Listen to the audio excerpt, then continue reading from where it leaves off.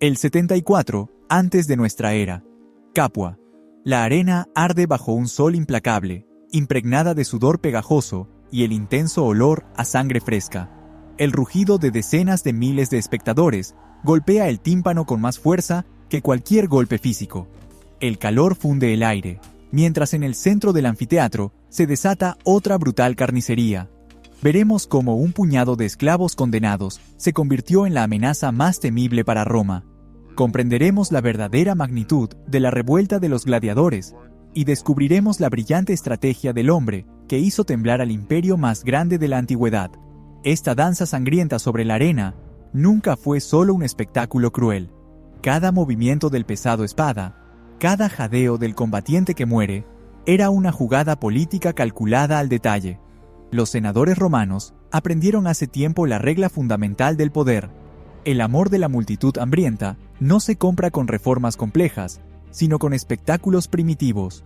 Las peleas de gladiadores eran la herramienta perfecta para controlar a las masas, distrayendo a los ciudadanos de la pobreza y las crisis constantes.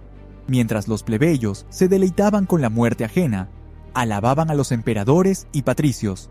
Los luchadores en la arena eran solo peones sin identidad en un gran juego por el poder, un recurso barato y desechable para la maquinaria del Estado. Entre esa masa de carne condenada a ser cañón, destacaba un hombre cuyo nombre pronto se convertiría en una maldición para el Senado: Espartaco. De origen tracio, se diferenciaba notablemente de los esclavos comunes capturados en tribus salvajes. Los romanos cometieron un error fatal e imperdonable al enviarlo al Ludus, la escuela de gladiadores de élite. En su pasado, este guerrero severo había servido en las tropas auxiliares romanas. Espartaco no solo sabía manejar un arma, conocía el sistema de sus opresores con un detalle profundo. Su mente analizaba la realidad que lo rodeaba con la fría precisión de un comandante experimentado. Sabía cómo se organizaban las legiones, cómo se transmitían las órdenes de los centuriones, cómo funcionaba la despiadada y disciplinada maquinaria militar romana. Al observar los entrenamientos de los capataces, no veía un combate caótico, sino algoritmos claros de ataque y defensa. Su propio dominio en el combate era hipnótico, un equilibrio perfecto del cuerpo, estocadas veloces capaces de atravesar cualquier armadura, un sentido impecable de la distancia. Fue ese conocimiento profundo de la táctica romana, adquirido al servicio del enemigo, lo que le daría a Espartaco la clave para la victoria donde los demás solo veían un camino seguro hacia una tumba sin nombre. Las crónicas oficiales romanas a menudo suavizaban las cosas, presentando a los gladiadores como superestrellas de la antigüedad, bañadas en los reflejos de la fama. La realidad verdadera permaneció oculta bajo capas de tiempo, hasta que los arqueólogos modernos descubrieron enterramientos masivos de luchadores, ofreciendo una respuesta inquietante y clara sobre su vida cotidiana. Los huesos no mienten.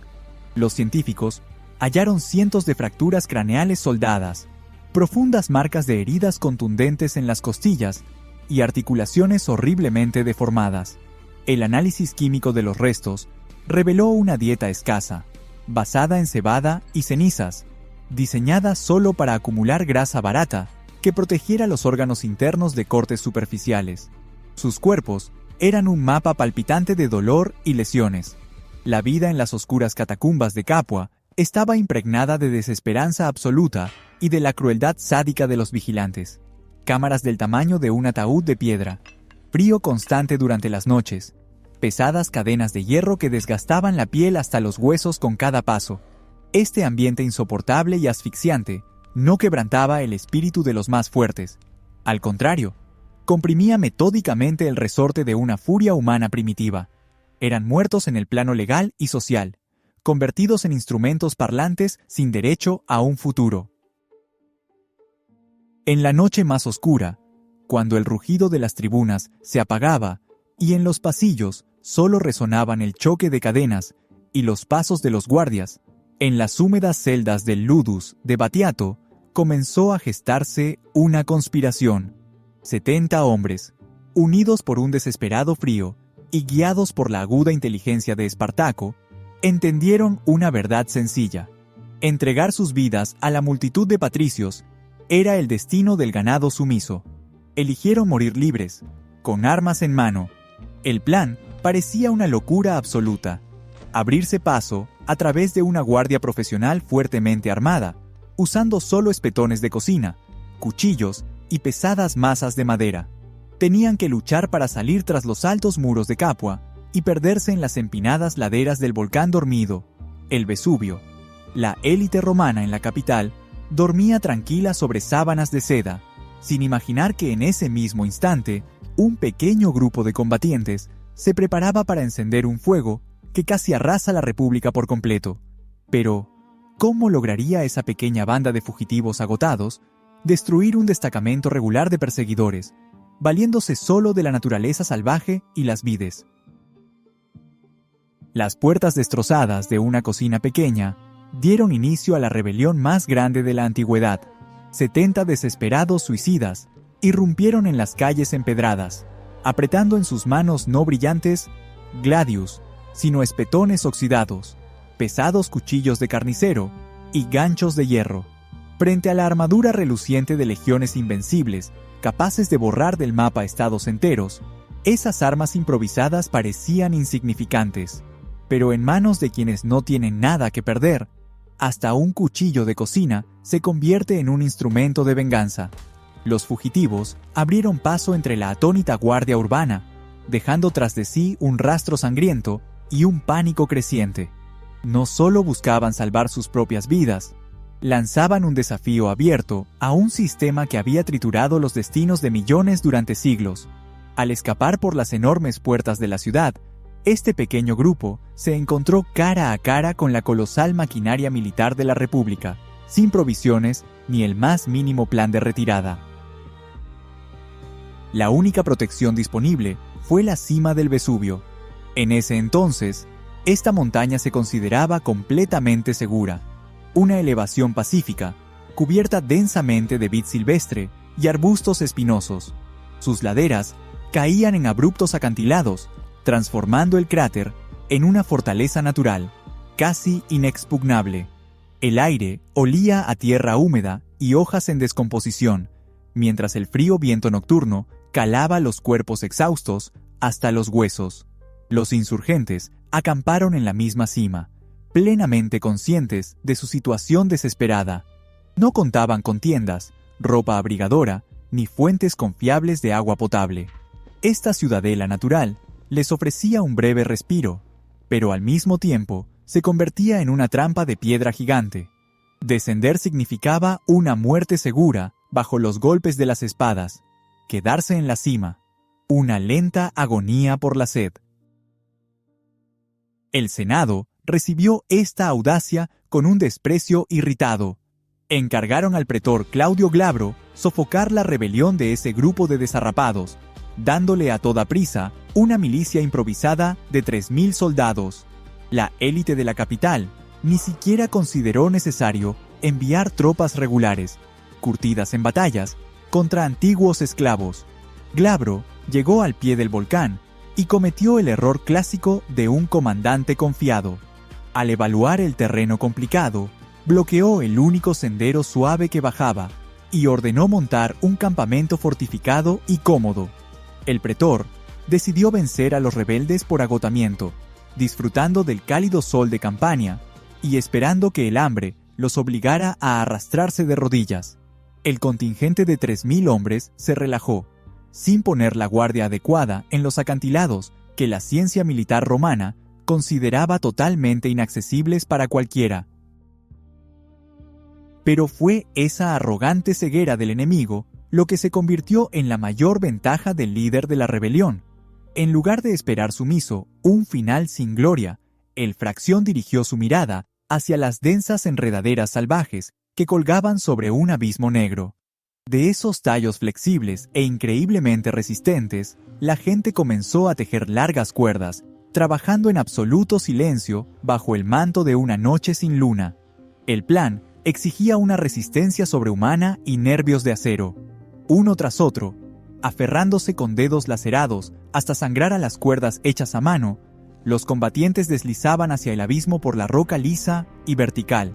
La oscuridad ocultaba por completo el fondo del precipicio y cualquier agarre errado podía significar una caída sobre las afiladas piedras. Ese descenso parecía una violación imposible de las leyes de la física y el sentido común, pero la desesperación helada los impulsaba hacia adelante, transformando a ese grupo desordenado de marginados en un mecanismo único que se deslizaba silenciosamente en la penumbra. Al llegar al pie de la colina, el grupo lanzó un ataque fulminante al flanco completamente desprotegido del campamento romano. Los soldados de Glabro, adormilados y desorientados, no podían creer lo que veían cuando, desde la oscuridad, una ola furiosa de hombres se les abalanzó. El pánico paralizó al instante a 3.000 legionarios, que huyeron en desorden, abandonando a su comandante, los orgullosos estandartes y abundantes armas. Esta victoria increíble, lograda gracias a la astucia pura y un riesgo insensato, rompió para siempre el esquema de la supremacía romana. La noticia del triunfo en el Vesubio se propagó por toda Italia, más rápido que un incendio en la pradera, haciendo que miles de personas encadenadas levantaran la cabeza. Las chispas cayeron sobre la hierba seca de la ira esclava, y ahora, desde todos lados, huían hacia el líder vencedor campesinos, pastores y fugitivos. Pero, ¿cómo convertir a esta multitud heterogénea y enfurecida en un ejército disciplinado, unido por una nueva idea de igualdad? Las llanuras del sur de Campania están cubiertas por un espeso polvo gris, levantado por decenas de miles de pies descalzos. Desde todos los rincones de la península, un flujo interminable de personas con destinos destrozados converge hacia el campamento de los rebeldes. Pastores de rostros curtidos, frailes agotados por el trabajo forzado, galos con marcas en la espalda, todos ellos comparten una sed de venganza inmediata. Los prisioneros de ayer traen consigo una ira acumulada tras décadas de humillación. El campamento bulle con la mezcla de decenas de lenguas. Aquí se siente el olor a sudor ácido, humo de hogueras y carne cruda. Pero detrás de esa masa agitada se esconde una amenaza mortal para la propia rebelión. Una multitud hambrienta e indisciplinada, incapaz de entender las órdenes de sus compañeros, solo puede desatar un motín caótico, no una guerra prolongada. Los regulares legiones del Senado aplastarían esa turba en un par de semanas. No había forma de controlar ese volcán de furia con simples palabras. Al líder le esperaba una tarea impensable: transformar a esos vengadores dispersos en un mecanismo militar único y perfectamente coordinado. La decisión fue genial precisamente por su ironía. Un antiguo esclavo tomó como base el mismo sistema que durante siglos había oprimido a su pueblo, la estricta estructura de los legiones de la República. Toda la masa desordenada se dividió de manera rigurosa en contubernios, grupos de 10, que vivían en una misma tienda de campaña durante la marcha. 8 personas comían juntas una ración escasa, dormían sobre tierra húmeda y marchaban al combate cubriéndose mutuamente con escudos capturados. Sin embargo, esta apariencia formal se llenó de un contenido completamente nuevo y revolucionario. En cada unidad regía una ley férrea de igualdad absoluta. Todo el botín capturado, desde los estercios de oro hasta los sacos de trigo, se repartía estrictamente por igual entre todos los participantes de la expedición. Cualquier intento mínimo de ocultar botines o saquear a civiles era castigado con la pena de muerte inmediata, frente a toda la formación. Este estricto código suprimía con dureza cualquier conflicto interno, obligando a los recién llegados a convertirse en verdaderos hermanos de sangre. Al mismo tiempo, el campamento trabajaba sin descanso, llenando el ambiente con el sonido constante de martillos, golpeando yunque tras yunque. Cientos de forjas improvisadas transformaban los símbolos de opresión en armas de justicia.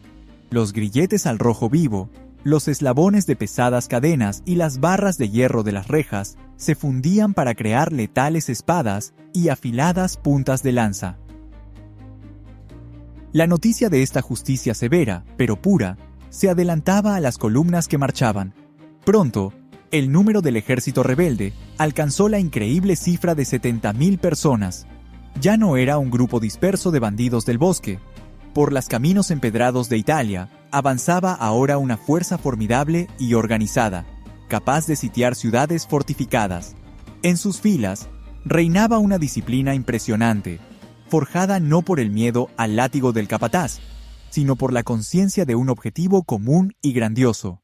Por primera vez en sus vidas, esos marginados de la sociedad sintieron una dignidad humana verdadera, marcando el paso en formación ordenada bajo sus propias banderas. El nombre de su líder resonaba en los salones de mármol del Capitolio, no con la arrogancia habitual, sino con un terror helador. La élite romana comprendía con estremecimiento que no luchaba contra una horda salvaje, sino contra el reflejo exacto de su propia máquina invencible, solo que sin la corrupción política ni la cobardía. Pero el golpe más devastador al orgullo imperial no se daba solo con acero afilado. Tras otra derrota sangrienta de las tropas represoras, los vencedores rechazaron burlarse de los cuerpos de sus enemigos caídos. En cambio, organizaron funerales solemnes para los soldados legionarios muertos, con todos los honores militares, erigiendo piras funerarias según las estrictas reglas del mundo antiguo. Este gesto impactante demostraba una superioridad moral inmensa sobre los antiguos amos. Los rebeldes declaraban abiertamente a toda la civilización conocida su idea principal. No eran bestias salvajes, como los pintaba la propaganda, sino verdaderos guerreros que respetaban el valor del adversario caído. Esta victoria psicológica quebró para siempre la confianza de la República. Parecía que nada podía detener ese huracán implacable, que arrasaba los puestos de avanzada mientras avanzaba hacia el norte. Las Fuerzas Unidas destruían un ejército consular tras otro, abriéndose camino libre hacia las cumbres nevadas de los Alpes y la tan anhelada libertad. Pero, ¿por qué justo en el momento más decisivo, estando a un paso del Paso Salvador, esa legión invencible de repente se da vuelta y se lanza de regreso a la trampa mortal de la península?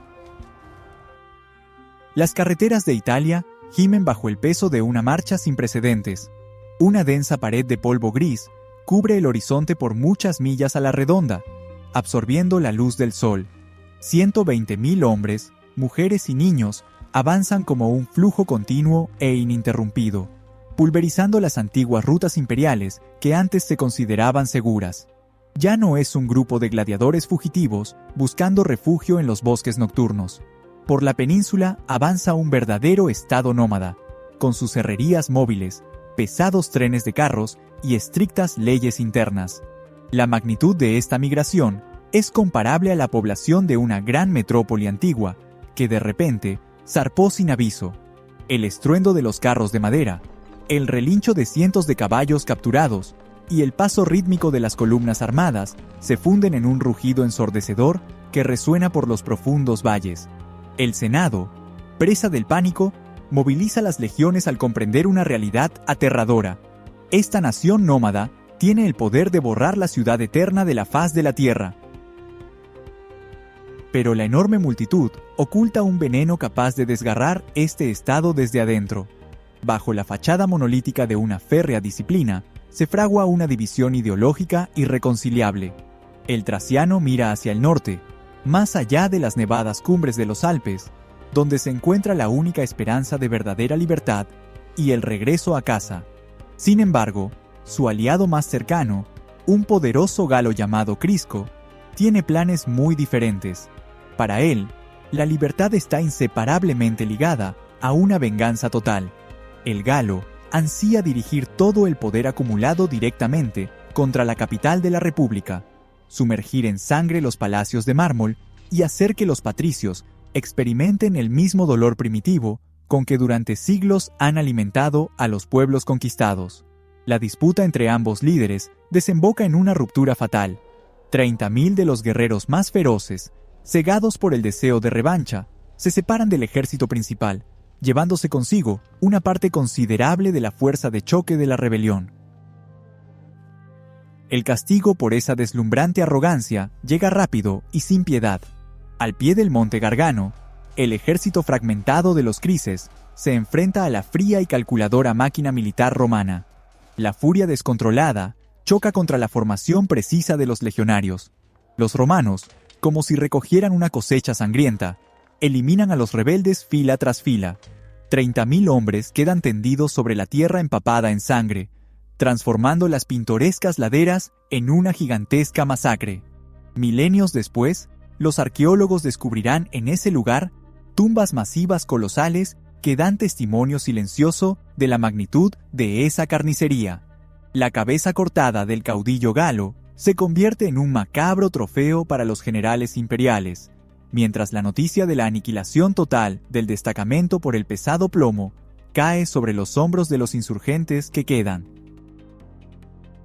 Esta catástrofe se convierte para el líder de los rebeldes en la lección más dura, pero también en la más vital. La tragedia de Crixo confirma una verdad irrefutable. La furia ciega, sin una disciplina férrea, conduce inevitablemente a la muerte. Forjando una nueva táctica a partir de su dolor, Espartaco guía al ejército principal hacia el norte, transformando el duelo en un frío cálculo estratégico. La República envía 2 frescos ejércitos consulares para interceptarlos, esperando una victoria fácil ante un enemigo desmoralizado.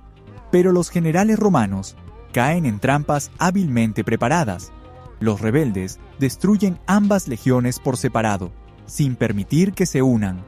A los lados polvorientos de las rutas del norte quedan ondeando las banderas de los cónsules, quemadas y pisoteadas por miles de pies endurecidos. El camino hacia el paso está completamente abierto.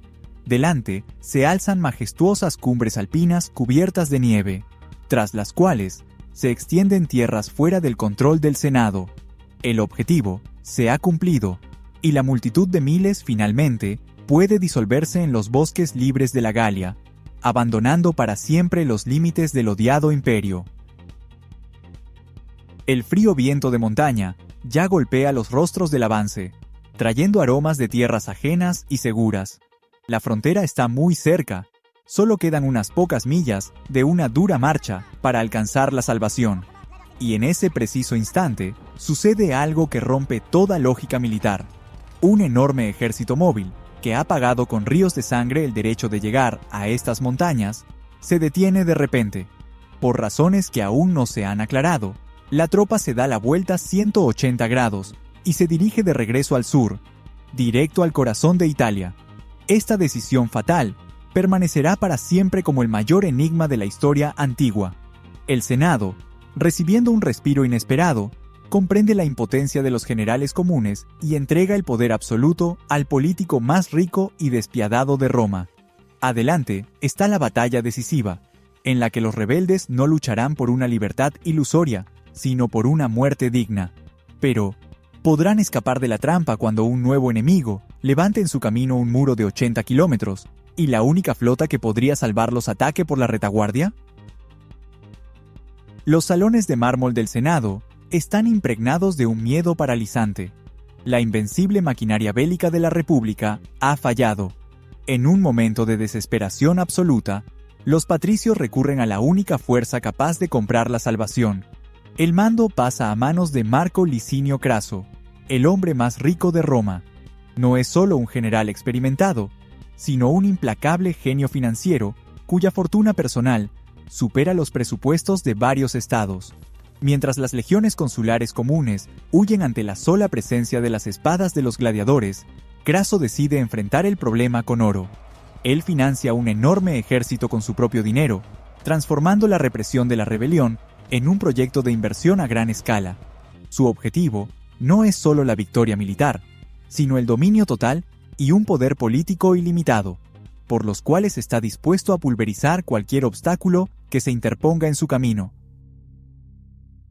El nuevo ejército está aterrorizado por los rumores sobre la crueldad de los rebeldes invencibles, y el comandante toma una decisión monstruosa que hiela la sangre. Debe hacer que sus soldados teman físicamente a su general más que a las espadas enemigas. De las sombras de los siglos surge un antiguo ritual de castigo por cobardía, prohibido desde hace mucho tiempo: la decimación. La suerte elige sin piedad a cada 10º legionario de las tropas que huyeron del campo de batalla. Los 9 restantes están obligados a matar a su compañero de tienda a palos, hasta matarlo. Golpes sordos contra los huesos, gritos de dolor y los últimos jadeos de sus propios hermanos de armas rompen para siempre la mente de los sobrevivientes. La sangre en las manos de los legionarios romanos se convierte en un cemento sólido que refuerza una disciplina absoluta y renovada. El terror primitivo, ante la fría mirada de Craso, paraliza cualquier pensamiento de deserción. Acorralado en el extremo sur de la península itálica, el líder de los rebeldes comprende que un choque directo con esta máquina fanática de muerte equivaldría a una destrucción total. Se necesita una salida urgente, y el único camino hacia la vida pasa por las aguas saladas. Los insurgentes sellan un acuerdo desesperado con los piratas de Cilicia, indiscutibles dueños criminales del Mediterráneo. Gran parte del oro romano capturado pasa a manos de estos mercenarios del mar. El plan es claro. La flota pirata debe recoger al ejército, que cuenta con miles de hombres, desde la costa y trasladarlo a Sicilia. Allí, en una isla fértil y repleta de esclavos descontentos, se puede encender la chispa de una guerra nueva y aún más devastadora. La salvación parece increíblemente cercana. Solo queda llegar a la orilla y esperar las velas oscuras en el horizonte. Es en ese corto camino hacia los barcos salvadores donde se cierra una gigantesca trampa de acero.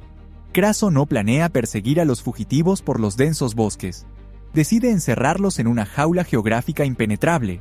A lo largo de toda la península, de un mar a otro, los ingenieros romanos levantan un obstáculo monstruoso por su escala. Una zanja de 80 kilómetros, de varios metros de profundidad y anchura, corta la tierra. Justo detrás, se alza una empalizada infranqueable hecha con gruesos troncos. Esta estructura monumental es comparable a las autopistas más largas de hoy en día, pero fue construida a mano, con las manos callosas de los legionarios en cuestión de semanas.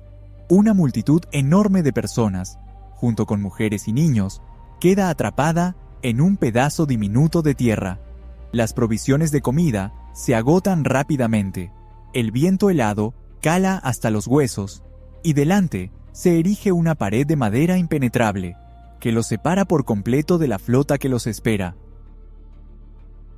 El hambre y el avance implacable de los ejércitos invasores imponen sus propias reglas. Al esperar la feroz tormenta invernal, cuando la nieve densa y la lluvia helada ciegan a los centinelas romanos, los rebeldes lanzan un asalto suicida. Cubren la profunda zanja con haces de ramas secas, tierra y los cuerpos de sus propios compañeros caídos, escalando el muro resbaladizo en un estado de locura primitiva. Lo imposible sucede. La línea de defensa inexpugnable es rota y el ejército agotado irrumpe hacia la esperada costa. La gente mira con esperanza a la neblina tormentosa, esperando ver mástiles salvadores, pero el horizonte está completamente vacío, de forma aterradora. Los piratas de Cilicia tomaron sin piedad las inmensas riquezas y simplemente se fueron, dejando al ejército de Espartaco atrapado en una trampa mortal sobre la arena congelada. Acorralados contra el mar helado, traicionados por todos y sin rutas para retroceder, ¿qué decisión desesperada tomará el líder de los rebeldes al comprender que la única salida es abrirse camino hasta el corazón mismo del ejército enemigo y matar a su comandante? La densa penumbra, antes del amanecer, cubre la accidentada costa del extremo sur de la península. A sus espaldas, ruge el gélido oleaje, que se llevó la última esperanza de escape, junto con las velas desaparecidas de los mercenarios cilicios. Al frente, se alza un muro de acero impenetrable, formado por las tropas de Marco Licinio Craso, que bloquea por completo todas las rutas terrestres. El campamento de los rebeldes está sumido en un silencio pesado y resonante, propio del último día. No hay fogatas que otorguen calor, ni órdenes estruendosas de los comandantes. Más de 100.000 esclavos agotados, incluyendo ancianos y niños, comprenden con claridad la implacable realidad de su situación. Están atrapados en un rincón sin salida. El aire está impregnado de sal húmeda, olor a hierro oxidado y un amargo presentimiento de un desenlace inevitable que paraliza los músculos. Cada instante antes de los primeros rayos del sol se extiende en una eternidad dolorosa. Esta noche helada se convierte en el último refugio para quienes se atrevieron a romper las tradiciones milenarias de un mundo antiguo. Cambiaron una lenta agonía en las canteras subterráneas por un destello corto y cegador de libertad, y ahora deberán pagar el precio más alto por esa elección. El amanecer rompe la oscuridad, iluminando el valle junto al río Silar. El jefe de los rebeldes presenta a su magnífico caballo de batalla frente a la formación silenciosa. El animal mueve nervioso sus cascos, sintiendo la enorme tensión de decenas de miles de miradas. El galo saca una pesada espada. Un solo movimiento preciso y despiadado acaba con la vida del noble corcel. El cuerpo cae pesadamente sobre la tierra helada. Este gesto impactante dice más que cualquier discurso apasionado. El comandante muestra claramente a sus soldados una verdad inquebrantable. No hay camino de retirada. Solo queda avanzar hacia la victoria o la muerte. Si triunfan en la brutal batalla que se avecina, tendrán los mejores caballos de toda la caballería enemiga. Pero si son derrotados, huir no salvará a nadie. Perder estos valiosos animales convierte a una multitud dispersa y condenada en un mecanismo sólido de desesperación absoluta.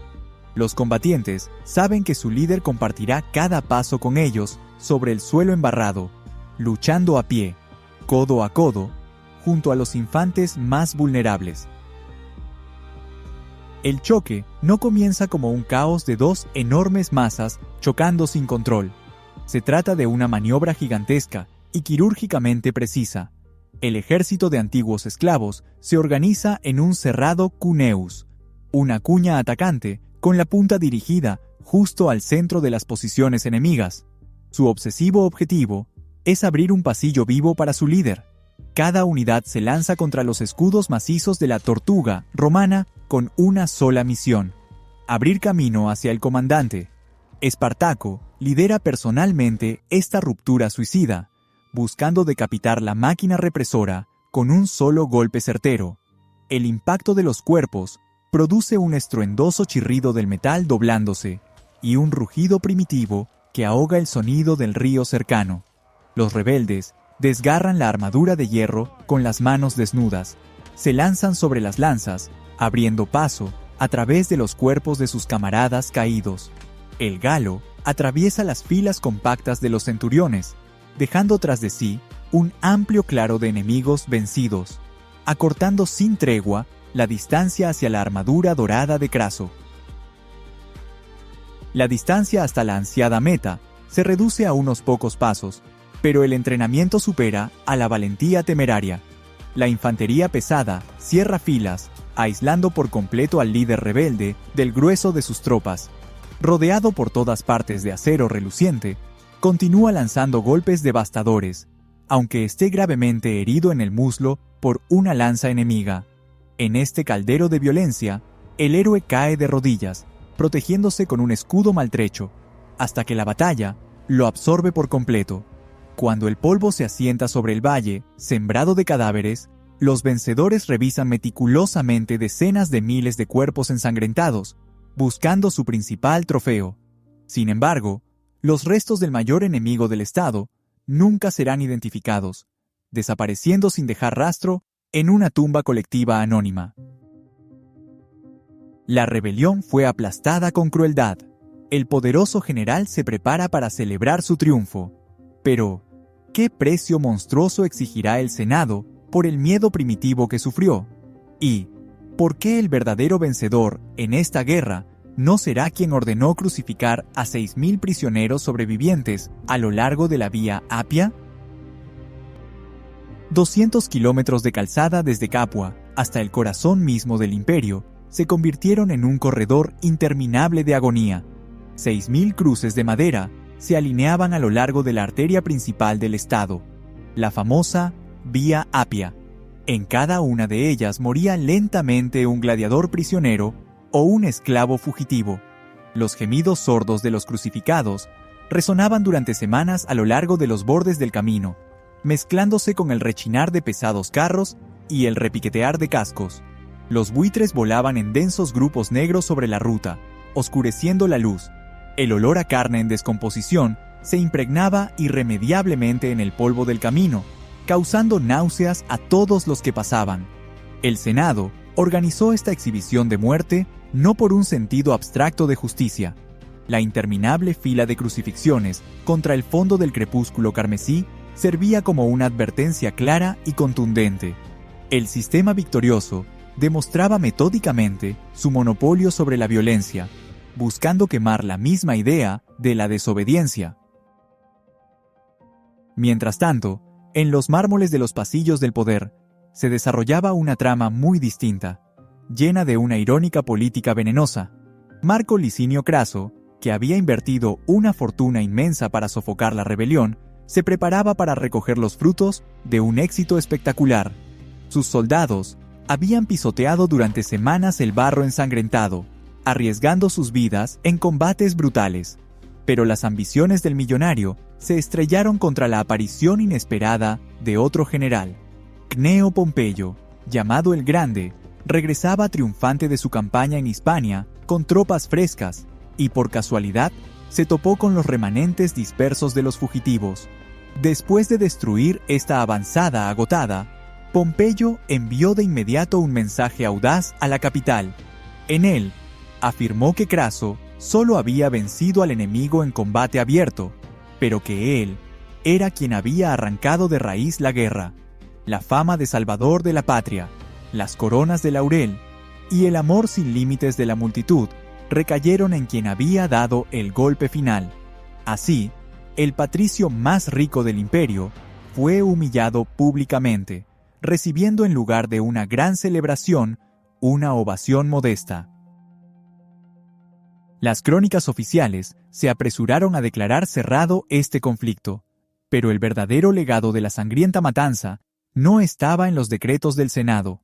La rebelión obligó a Roma a reconsiderar su trato hacia los esclavos y a suavizar las leyes. Sin embargo, ocurrió algo mucho más aterrador para los dueños de esclavos: un cambio psicológico irreversible. Un miedo animal y profundo se instaló para siempre en las lujosas villas de los patricios. Ahora, cada aristócrata, al caer la noche en su amplia alcoba, escuchaba con tensión los pasos detrás de la puerta. Los romanos comprendieron una verdad escalofriante: el enemigo mortal no se encontraba más allá de montañas nevadas ni mares turbulentos, sino que vivía bajo su propio techo. Al mismo tiempo, en sótanos oscuros y barracas asfixiantes, surgió una idea incendiaria. La noción de que las pesadas cadenas podían romperse se convirtió en un virus que minaba los cimientos de la sociedad antigua. El líder caído dejó de ser solo una figura histórica, desapareciendo para siempre en una tumba común sin nombre junto al río Silaro. La ausencia de su cuerpo jugó una mala pasada a los vencedores, convirtiendo al comandante muerto en un mito inmortal. El nombre de Espartaco se volvió una contraseña secreta para todos los oprimidos, un símbolo eterno de la lucha feroz por la libertad contra cualquier tiranía. Siglos después, en las húmedas y laberínticas catacumbas bajo Roma, los primeros cristianos grabarían en secreto en las paredes inscripciones sobre la libertad, similares a la de Espartaco, la imagen del héroe que desafió a un imperio todopoderoso en nombre del derecho sagrado a no ser propiedad ajena. Sobreviviría con éxito a la caída misma de Roma. La leyenda resultó más fuerte que el mármol pulido y más aguda que la espada templada. El desenlace de esta tragedia colosal no se mide por el número de centuriones caídos ni por la cantidad de postes de madera enterrados. 120.000 vidas, entregadas a la vorágine insaciable de una guerra sin esperanza, se convirtieron en el precio más alto por ese destello breve y deslumbrante de independencia. Los esclavos de ayer cambiaron la lenta extinción en canteras polvorientas por el derecho a morir con un arma en la mano. Demostraron que el espíritu humano puede resistir incluso cuando las probabilidades son absolutamente nulas. Su ejército derrotado desapareció físicamente de la faz de la tierra, pero dejó tras de sí un eco poderoso que ninguna dictadura pudo silenciar: la idea de libertad. Una vez liberada sobre la arena bañada por el sol de la arena, resultó imposible de clavar en una cruz.